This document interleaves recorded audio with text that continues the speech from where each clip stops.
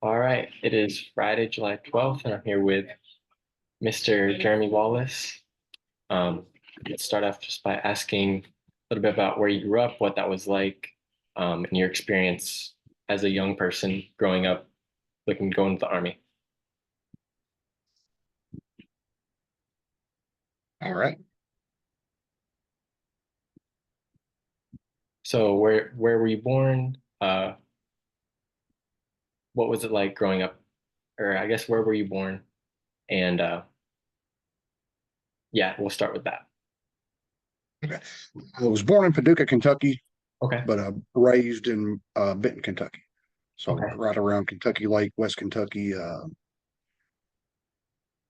So Yeah. What was it like going there? I know it's pretty rural around there. What things did you like to do? What was the scenery like? And then what kind of did you do for fun? Did you have siblings? I've got two older sisters. I was the youngest, the only boy. From the age of birth up to about 7, we lived in a little 2-bedroom house.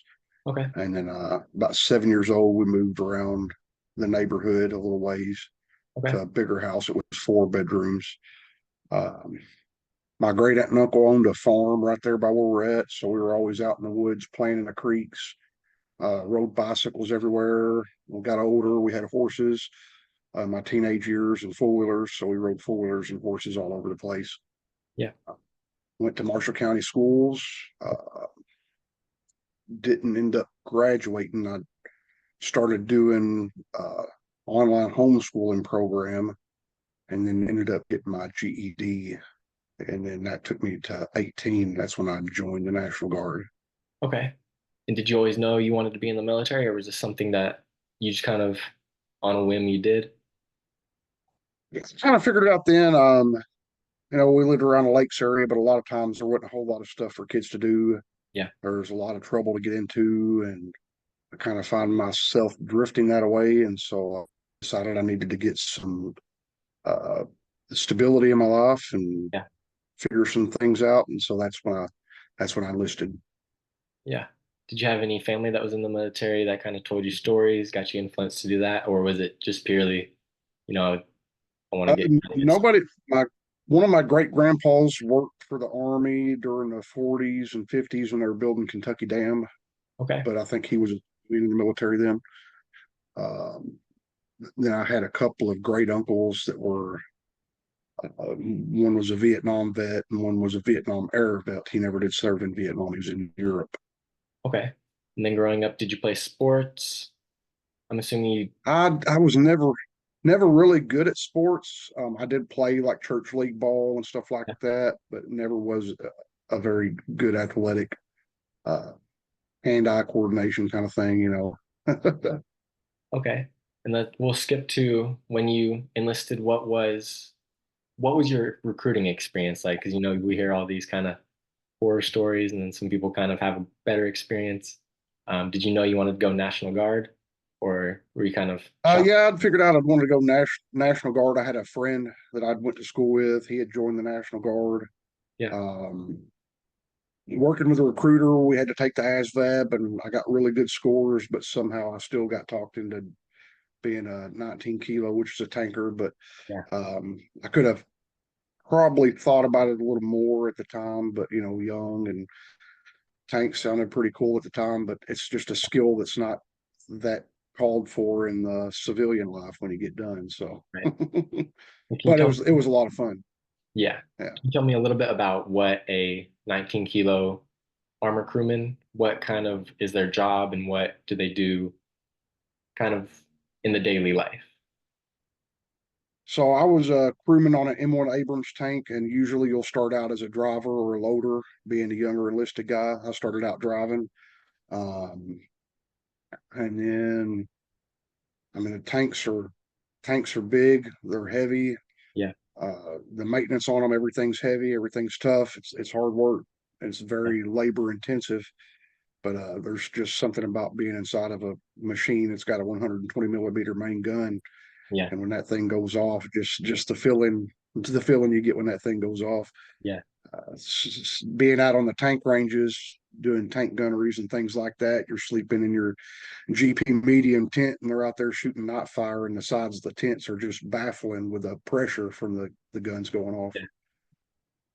And can you tell me a little bit about your experience in basic training? Did you find it hard? Was it easy? Um, and then AIT, how did you find that? So Armor Crewmen, they do what is called one station unit training, Okay. and that's a 17-week program straight through. It's done at Fort Knox here in Kentucky. Um, so it was 17 weeks straight through, and that's basic training, AIT, all rolled into one Yeah. course. Um, we had to do some road marches and some basic infantry training, rifleman training, because every soldier should be a rifleman and know how to shoot and move on the battlefield.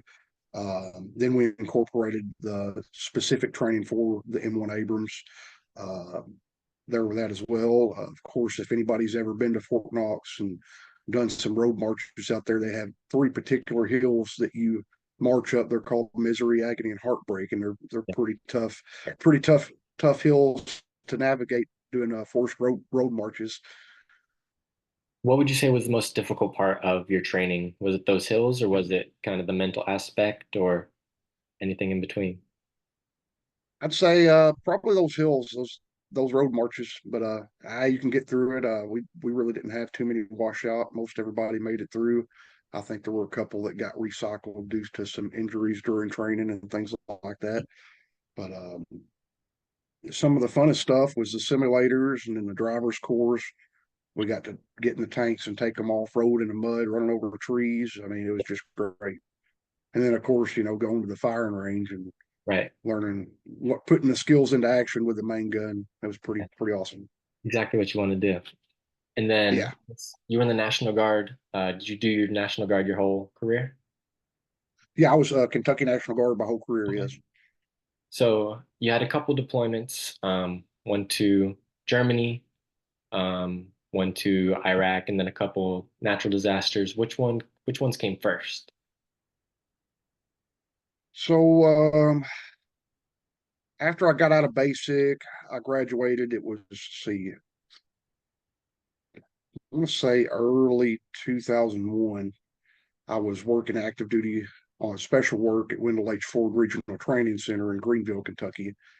Um, and I was actually there with a crew. We were weed eating the pistol range out there Mhm. on September 11th, 2001. Yeah. One of the guys had a Walkman on listening to the radio and while we were weed eating, and he kind of got all the three other guys that were out there together. It was like, hey man, something's going on. Yeah. And so we started listening to it when the other planes started hitting, and we ended up building berms at the gates of that base that day and shutting it down. And anybody that was in the military at that time, it was a critical point in how we looked at security and posture as far as force protection goes. Yeah. Um, at that time, all of our military bases were pretty much open. There was not a security gate checkpoint that was manned all the time. People were free to go on and off the bases, and that all ended that day. Yeah. Um, but shortly after that, probably December of that year, we got orders to go to Germany. Okay. And what we were doing in Germany was force protection. We were guarding the housing concerns over there, the housing areas for military families, while the active duty units went to do some train ups at range there in Germany, a training area there before they went to Afghanistan. Yeah. So that way we focused on securing the bases and the housing areas while they could go do all their training to prepare to go to war. Yeah. That was the first deployment. That one was about 6 months. I was in Heidelberg and Hanau, Germany. It's beautiful over there. Absolutely Yeah. loved it. Um, it was a great time. We Yeah. had a pretty good schedule there. We worked 12-hour shift and have a day or two off. It's pretty low tempo. Yeah. Then 2003, we were prepared. Everybody was preparing to go to Iraq, Yeah. invade Iraq again. Desert Storm was in '91, but they were looking for some L&O teams, liaison teams from Kentucky to work with First Cav Division. So I volunteered to be a part of a 9-man team from the Kentucky National Guard to be an L&O team for the Air Cav there, first Cav. Yeah. Went to Fort Hood for about 4 months, and we kept waiting on orders to go to Iraq. Yeah. Our course of action was going to be to fly into Turkey and then assault into Iraq from the north. But Turkey never would let us get permission to come in and invade from the north. So we stayed at Fort Hood for 4 months and then returned back to our home uh, areas here. Uh, then it was, let's see, 2005. I believe that was when Hurricane Katrina was.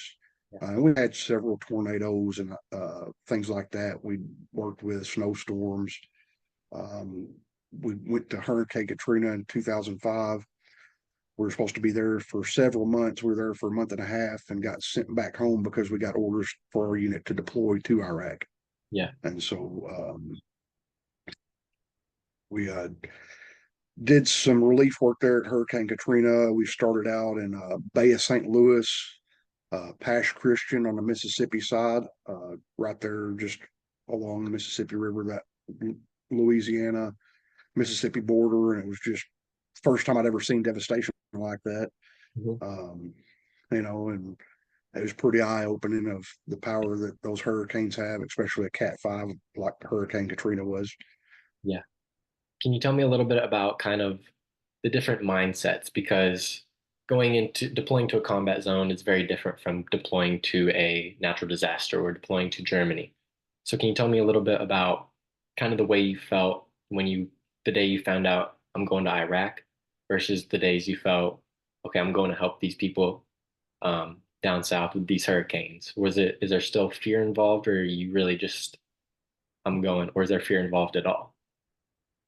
There wasn't really any fear involved. I'd been wanting to go overseas Yeah.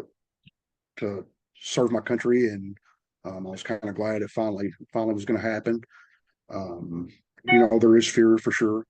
You never know, the unknown. We had no idea what our mission was going to be, where we were going to be, or anything. We were alerted, hey, get your stuff ready, put your affairs in order, get ready to deploy. So that's what we did. We came home from Hurricane Katrina. We were there at the unit for about 2 weeks preparing, and then we went to Winter Lakes Ford Training Center there in Central City and started pre-mobilizing, Yeah. um, doing medical clearances and things like that. And then we left there and went to Camp Shelby, Mississippi, and that's where we mobilized out of. Um, we were there for a few months, and then we did a rotation at the JRTC Joint Readiness Training Center there at Fort Polk, Louisiana, and that was our certifying to deploy. That was after all of our train ups, mobilization, and that was your final certification. Hey, this unit's ready. They're ready to hit the air and get overseas.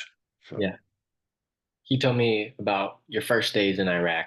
Are you you're like, when am I gonna kind of see the real combat? Because obviously you're in a combat zone, so are you just kind of waiting for mortars to drop or some fire to go off? And how do you feel during that time when you're waiting, kind of just doing your job? and it was just, first of all, I want to say one thing about Kentucky. Yeah. When Kentucky sends their National Guard troops overseas, they give them the best equipment there is. We had all brand new M4 carbine rifles. Yeah. Every soldier had a brand new M9 Beretta pistol as a sidearm. Now, we were attached to a unit out of Minnesota, the 34th Brigade Combat Team, and they actually came and took of a lot of our stuff because we had such nice equipment.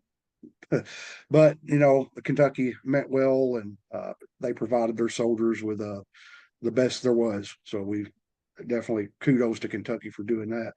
Um, First, when we didn't fly into Iraq at first. We flew into Kuwait. Okay. We had a week or so there in Kuwait to do a little more training, get acclimated a little bit, and then we left Kuwait after those couple of weeks. We flew into LSA Anaconda, uh, which is also known as Balad Air Base, and that was where we were going to be staying, our unit. And so our unit, we got there, we stayed in some transit housing there, which is just pretty much a plywood building with bunks in it, Yeah. until they found some quarters for us and issued us our chews are they're like trailers with 3 rooms in them, and there's 2 people in each room in those trailers. So that's kind of what we had air conditioning. It was all ran by generators, and sometimes those generators would go out, and that was not very fun. But that's where we slept, was LSA Anaconda. But during the night, we were on mission 6 nights a week. Right. And what's, I guess, most of the time you're active at night. So what does your day look like? Your average day as I'm assuming you're still a 19 kilo armor crewman during this I deployment. was an armor crewman during that deployment, but we ran gun trucks overseas. We didn't use tanks over there, so we had one of our primary missions was a convoy escort team, and so we secured convoys. A lot of the convoys we ran were third country national semi trucks, Yeah. and so these would be Jordanians or Turkish folks or Sri Lankans. I mean, people from all over the world that were there as part of this war machine, hauling logistical Yeah. supplies and things like that. And our mission was to secure those convoys.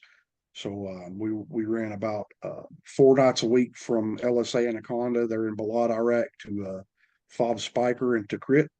And then we ran about 2 nights a week from LSA Anaconda to Baghdad, to the what they call Baghdad International Airport, the Green Zone. It's a big military area in Baghdad. And so that was our primary mission, was running up and down uh, main supply route Tampa and Vernon and Sword when you get into Baghdad and route Michigan. So um, we did that 6 nights a week. We had one day for maintenance and recovery, Mhm. and that's what we did. We had to tear down our trucks, put them back together again, and make sure everything was good to go for next week's missions. Okay. And kind of securing these convoys of more foreign, I guess, individuals or organizations. Did you get to interact with those people from those other countries very much? Oh yeah, no, we would hit what we called the truck yard. That's where you picked up your convoy for your mission. Yeah. We'd have to run through and inspect the vehicles to make sure that they were roadworthy, make sure the loads are secured, make sure that these drivers weren't intoxicated. We, Yeah. on one particular mission, we noticed that a load had shifted on a semi truck, and so we stopped the convoy to see what was going on. And the driver was 3 sheets to the wind drunk. He had been drinking, and it's just things like that. It's just you gotta check on those things at the beginning of the mission and make sure the loads are secured. And Yeah. And so what was your kind of, I guess, first thoughts of these people that you were working with, and then kind of did you figure anything out about them? You kind of figure out maybe they're kind of more like us than we thought, or did it kind of give you some sympathy, even though the people you were working with weren't necessarily Iraqi, they're also foreign, and then you kind of realize, hey, like we're all kind of people, or was it more professional? no, we're all kind of people. We would talk to them and interact with them. Those guys were there just trying to make a living for their family. Right. They took an opportunity to probably make a little more money than they were in other places, coming to a combat theater and operating there. Um, you know, there's terrible folks in every group of people you'll find, but we tend to see good folks there as our third country national drivers. Um, really didn't have any incident with those guys. Never had a problem out of one of them, except for one being intoxicated every once in a while, or you know they were kind of like trying to herd cats. Sometimes every time you stop for anything, they get out and start making tea on the side of the road Yeah. and hanging out. So So let's talk a little bit about coming back from the deployments. Was it kind of difficult? Maybe you saw some things back there that kind of messed with you a little bit, maybe not. Was it kind of difficult coming back knowing that there's still US soldiers and troops still over there and you kind of can't really do anything to help them now except send them supplies or kind of be there kind of for we them? our deployment was supposed to be 12 months. This was in 2006 and 2007, and that was in the middle of what they called the troop surge. Yeah. General Petraeus had come into theater as the theater commander, and they started surging more troops into Iraq, and troops that were already in Iraq, they extended their deployments. So we ended up being there for 15 months altogether. So it's kind of it was towards the end of our deployment, supposedly, when all this started going on, and we were packing our Connexes and they were being shipped out of country, and then they were like, "Hey guys, you're gonna be here for a little longer. You still got some Connexes. You need to unpack those and uh, start running missions again and dig in for a little longer." So by the time we got home after being in Iraq for 15 months, we were ready to come home. Yeah.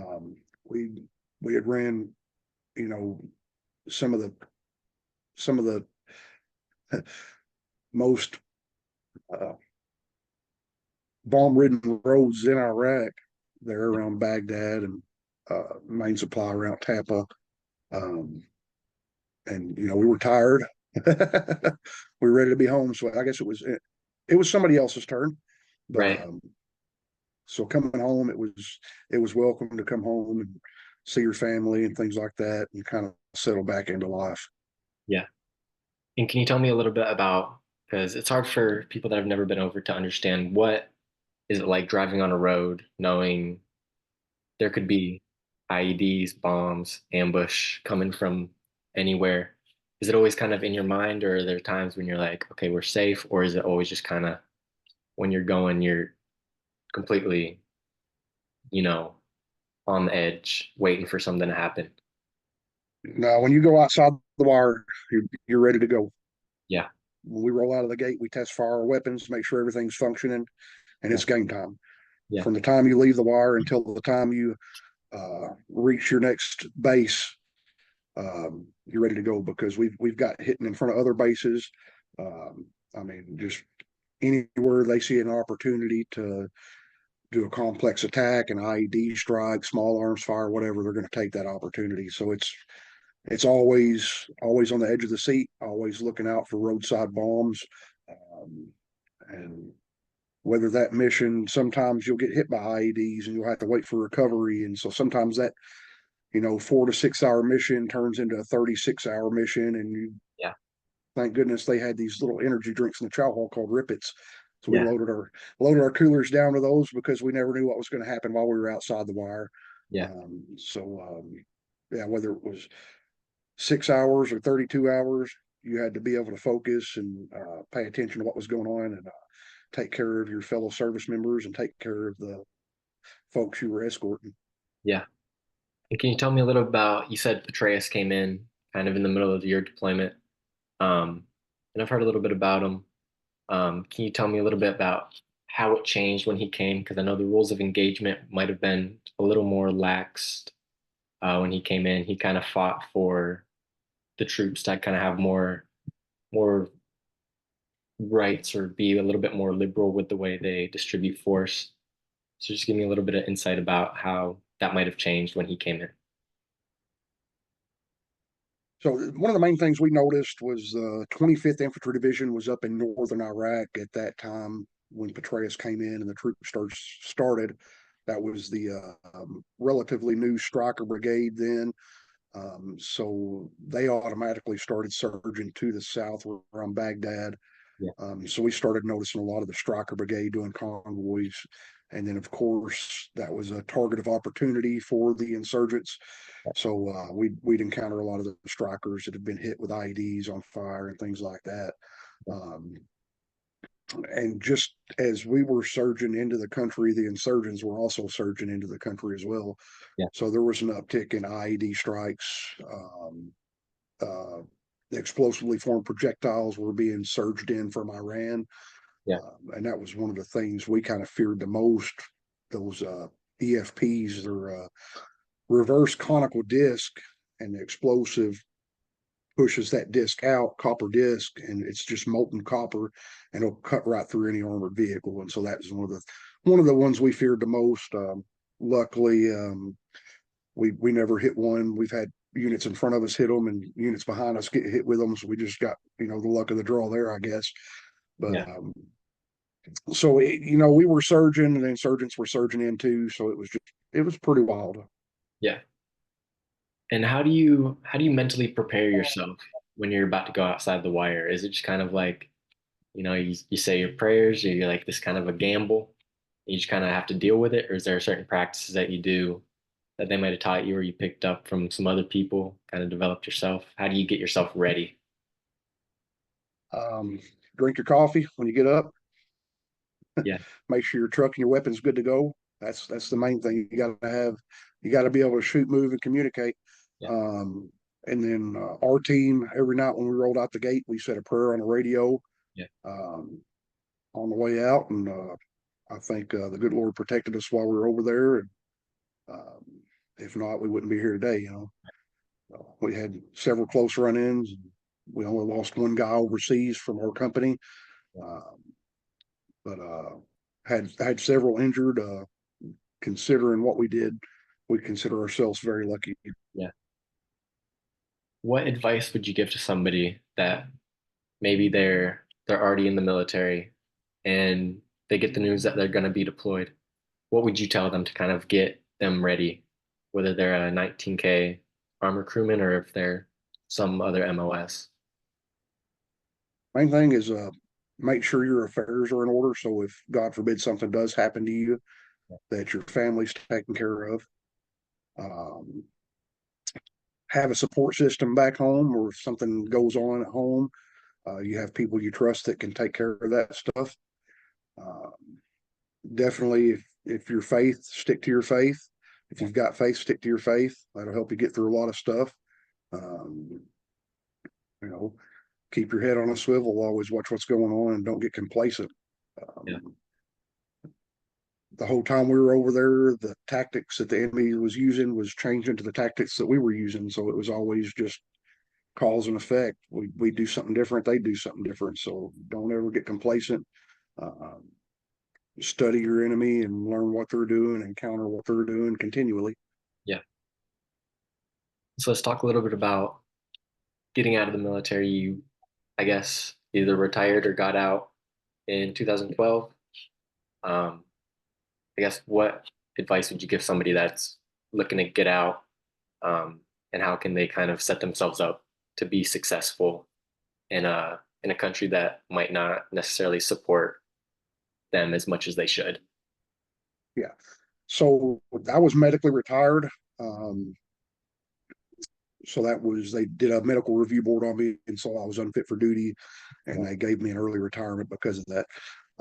One thing I'll tell anybody that's in the military is if you have injuries while you're in the military, make sure you get documentation of that. Make sure you retain documentation of that. There's a lot of guys that have medical records missing, things like that.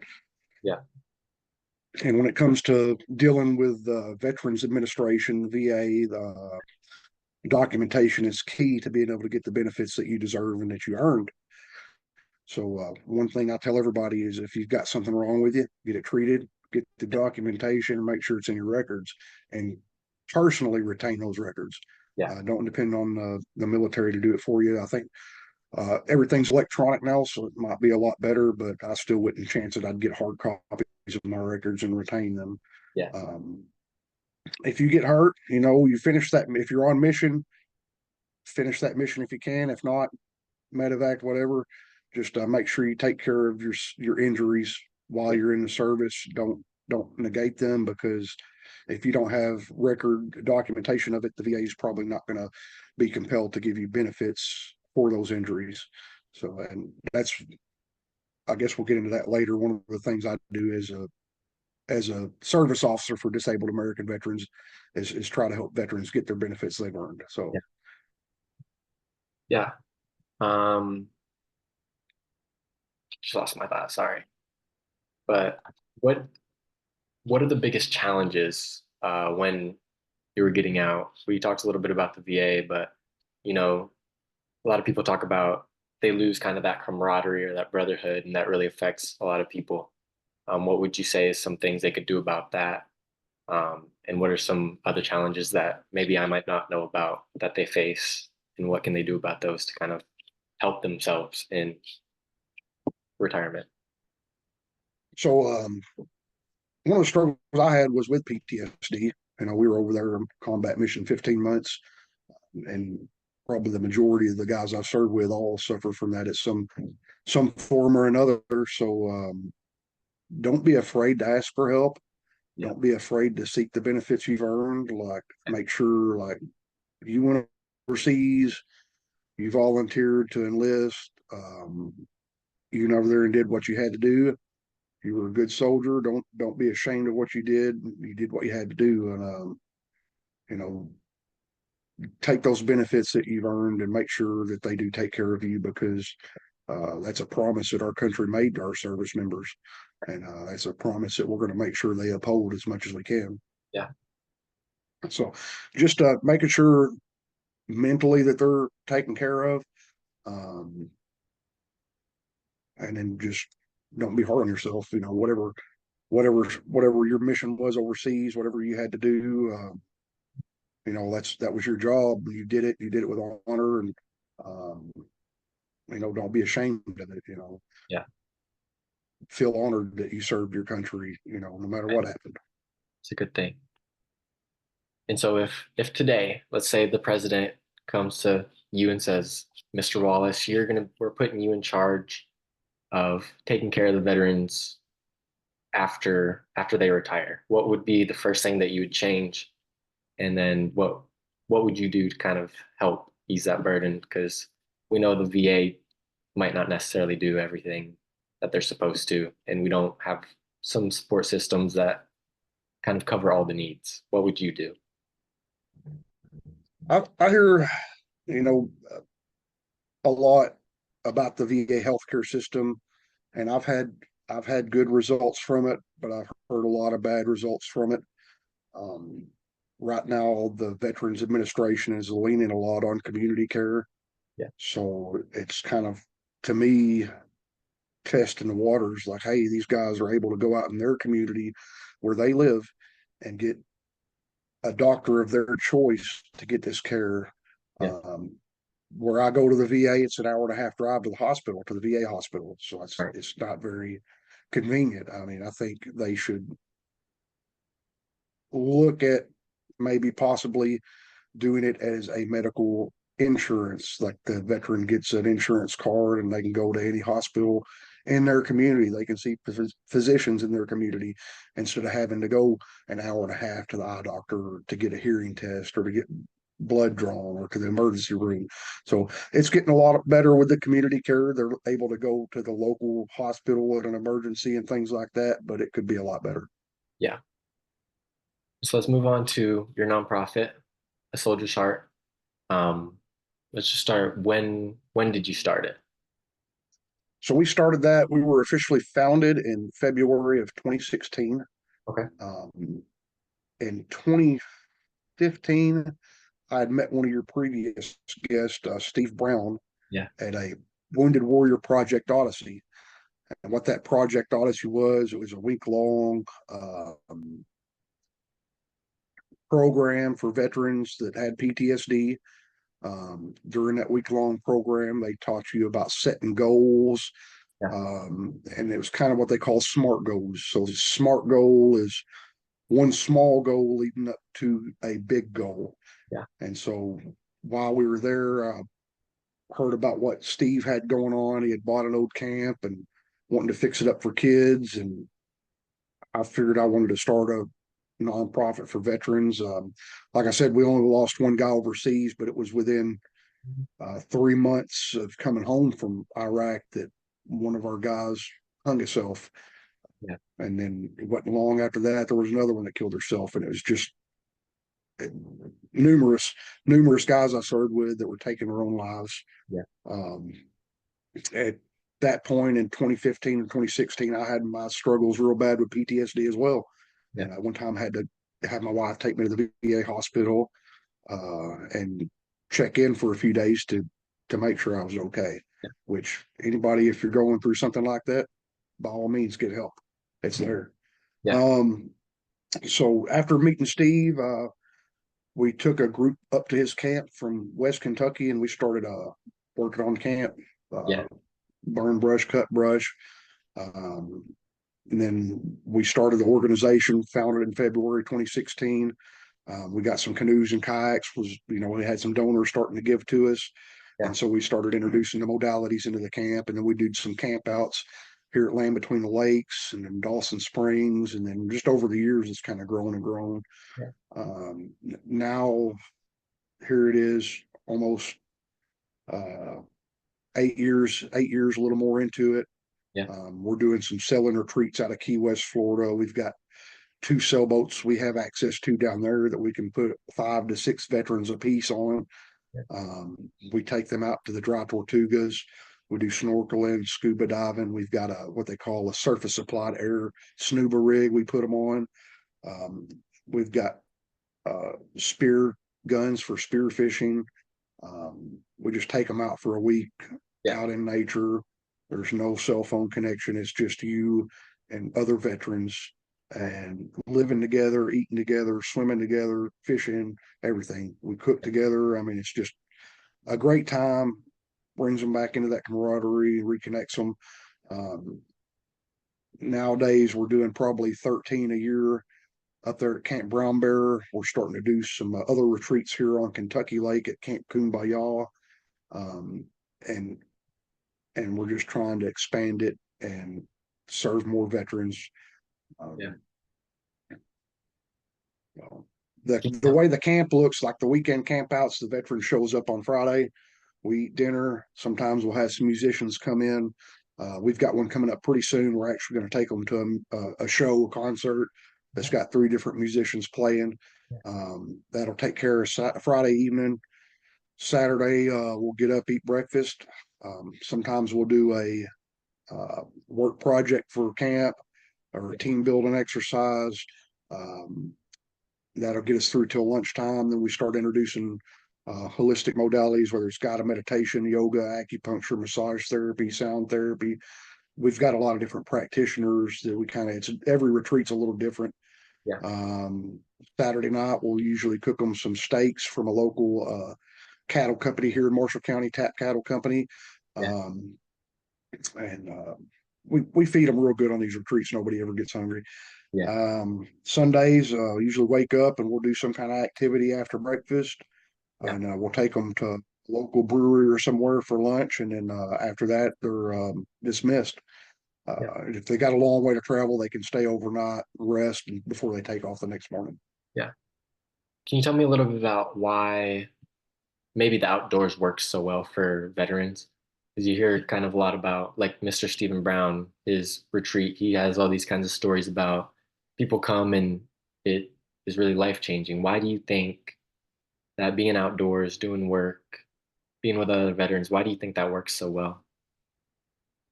Just you get a chance to relax. Yeah. And kind of open your mind and just rest your body. Everybody that comes to one of these camps, they say it's some of the best sleep they've ever had. There's no hustle and bustle. Most of the time, cell phone signal's pretty sparse, so you don't have a lot of distractions. Right. And you're just able to hang out with other veterans that have been through some of the same type of things that you've been through and experienced the same types of things that you've experienced. Right. A lot of it's about networking. Yeah. What resources are out there for the veteran? We try to pull resources. Everybody's from a different area of the country. They've been to different programs. So that's one of the main things is networking Yeah. and just building a support structure. Right.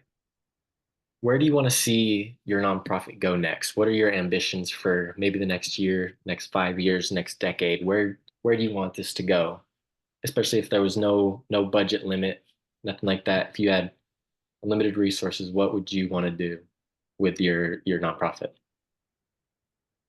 The way that I look at this and the way that Stephen looks at this is we do this because we want to.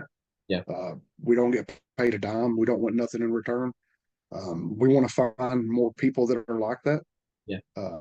We want to expand, set up more camps in other states with people that are not greedy, that don't want anything in return, Yeah. and just to expand what we've got going and set up over the years. It's been slow. It's been methodical.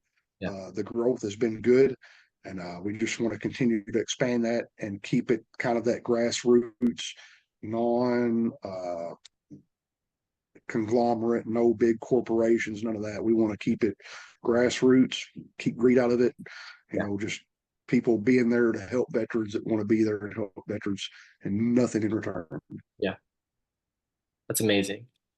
Can you tell me little bit about the challenges you faced? What currently, maybe when you started, what are the biggest challenges when starting a nonprofit and then when actually operating for one as long as you have?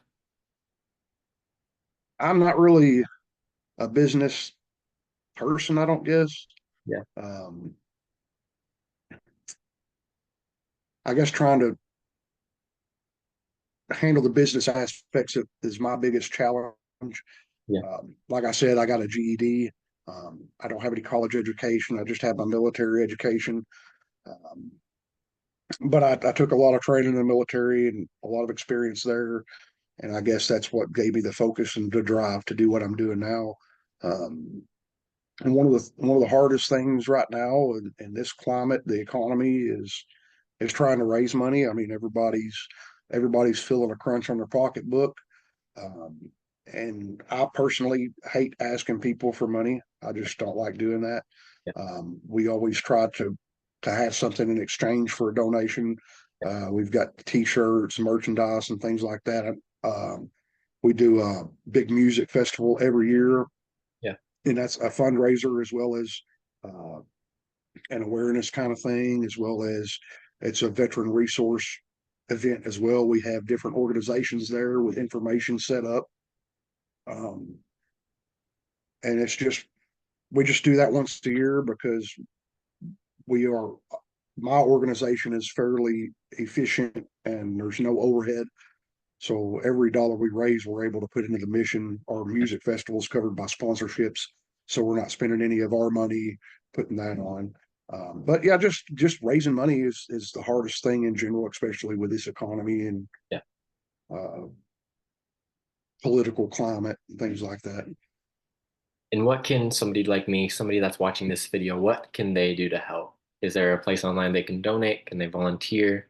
Where can they buy shirts? Stuff like that. What So can they? we've got a web store on our website. It's bluegrassandmuddywaters.org. Yeah. Um, we've got a donation platform there where you can give monthly. You can do a one-time gift. You can do roundups on your credit card transactions, and you can set a limit on that for like $10 a month. So, say if you've got $13.51 at a McDonald's drive-through or something, it'll round that up to $14, and then that would go to us as well. And they're all tax free. Yeah. Our music festival, come out to our music festival this year. We've got 31 bands, 2 stages, 3 days of music. That's an awesome way to support us. And we'll have our shirts and stuff out there. There's all kinds of arts and craft vendors and Yeah. all that good stuff. Yeah. And where's that music festival located? It is going to be at Ken Lake State Resort Park in Hardin, Kentucky. It's here in Marshall County. Okay. The main stage is set up right on the lake. So the backdrop of the main stage is beautiful Kentucky Lake. Yeah. There's several resorts and camping areas around here. We're going to have a shuttle that will run to some of those. We're going to have some food trucks, a couple of breweries will be set up there, arts and craft vendors and things like that. Okay. And then I just want to thank you for your service. And if there's anything else you want to shout out, like social media handles, any website, any other people's nonprofits that you might work with, I just want to give you the time now to say whatever you want to the people that are watching, no matter what it is. So I think our handle was at Bluegrass and Muddy Waters. Okay. Um, we're on Facebook. We've got Instagram and Twitter. I don't know how to operate all that stuff. Yeah. Sometimes my stuff cross post on there. Definitely check that out. Our partners up at Camp Brownberry USA, check them out. Great, great folks over there, good dear friends, and we've been working with them uh, several years and just couldn't be happier for what he's got going on up there. If you don't support us, by all means, support him. Yeah, just I'd encourage people to volunteer, like in your community. This is not the only thing I do. I'm also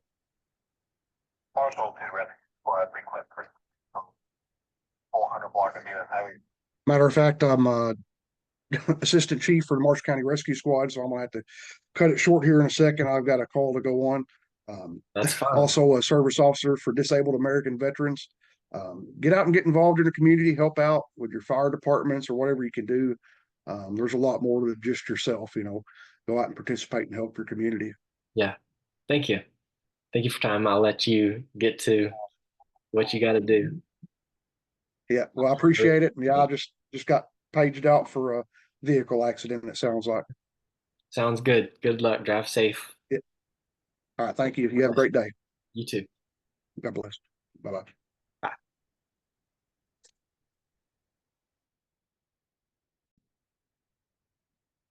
For anybody that's still watching, the link to Mr. Jeremy Wallace's nonprofit will be in the bio of this video. I encourage you all to donate if you have the means, and if not, maybe do some volunteer work for something associated. I want to thank you for watching the video, and bye.